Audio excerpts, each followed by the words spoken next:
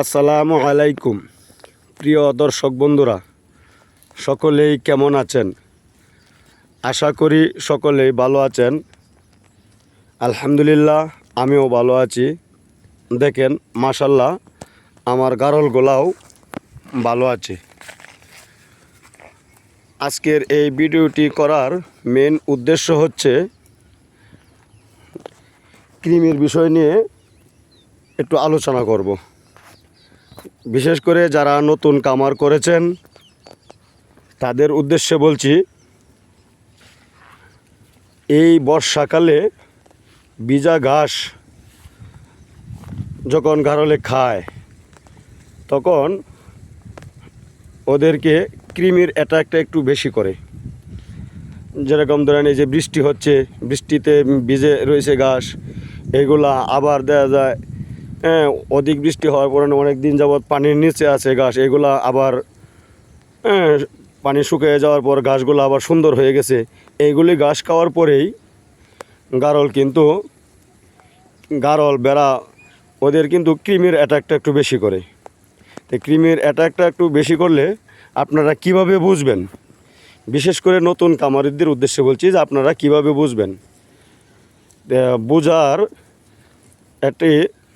সঠিক একটি ধারণা আপনাদেরকে দিয়ে দিই আমি ছোট্ট খামারি হিসাবে।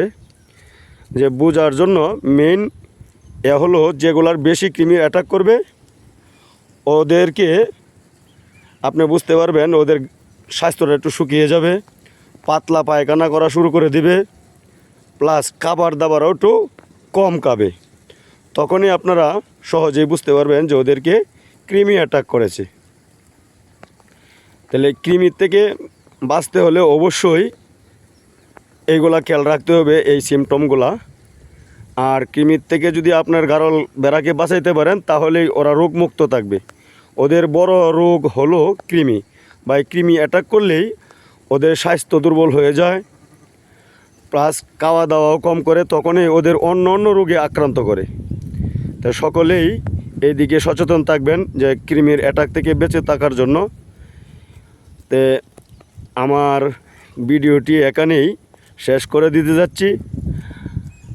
আমার এই আদর্শ পশু খামার চ্যানেলটি ভিডিওগুলা যদি আপনাদের ভালো লেগে থাকে, বিশেষ করে যারা এখনও সাবস্ক্রাইব করেন নাই, আশা করব যদি ভালো লেগে থাকে তাহলে অবশ্যই সাবস্ক্রাইব করে দিবেন। আর আপনাদের বন্ধুদের কাছে শেয়ার করে দিবেন। এই আশা আহ্বান রেখে আমার ভিডিওটি এখানে শেষ করে দিতে যাচ্ছি। সকলেই সুস্বাস্থ্য কামনা করে সকলেই ভালো থাকবেন। আসসালামু আলাইকুম ওয়া রাহমাতুল্লাহি ওয়া বারাকাতুহু।